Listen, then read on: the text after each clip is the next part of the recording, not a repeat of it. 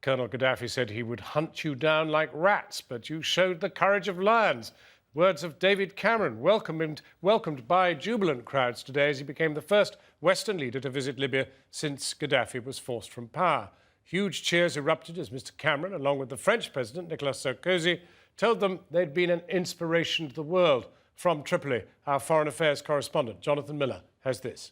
The sponsors of the air war flew into liberated Tripoli to meet those they'd intervened to protect. The dictator might still be out there, armed and dangerous, but today Tripolitanians and Libya's new rulers greeted David Cameron and Nicolas Sarkozy as heroes of the revolution. First stop, a Tripoli medical centre and a maelstrom of excited doctors and nurses. A young medical student with no hand to shake. He'd blown it off, throwing a homemade bomb at Gaddafi's soldiers.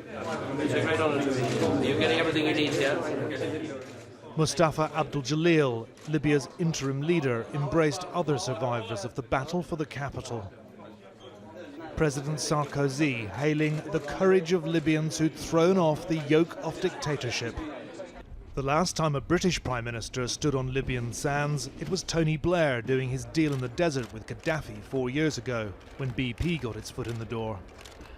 At a news conference, the new Libyan leader said the old deals still stand. President Sarkozy, though, adamant that this was not a war about oil. Nous pensions que c'était juste. No hidden agenda, he said. We did it because it was just. David Cameron insisting the NATO mission would carry on until, as he put it, this work is finished. And the message, I think, to Gaddafi and all those still holding arms on his behalf is it is over. Give up. Someday soon they'll doubtless have streets named after them here in Tripoli.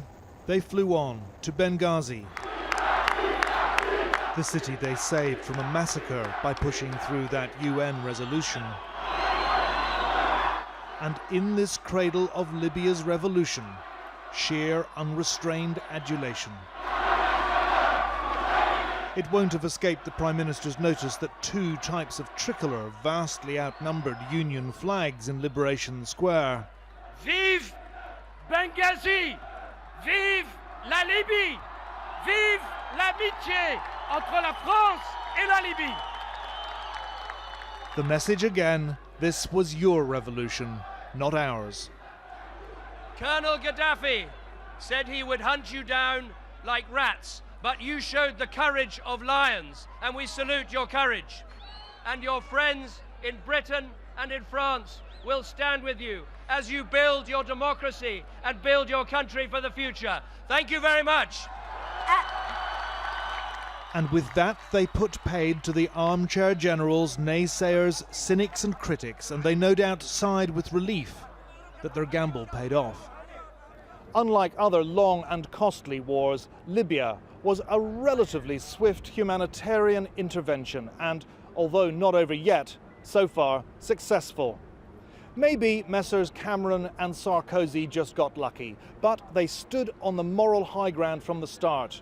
And while they say that ulterior motives did not figure, both now stand to reap the benefits. Jonathan Miller, Channel 4 News, Tripoli.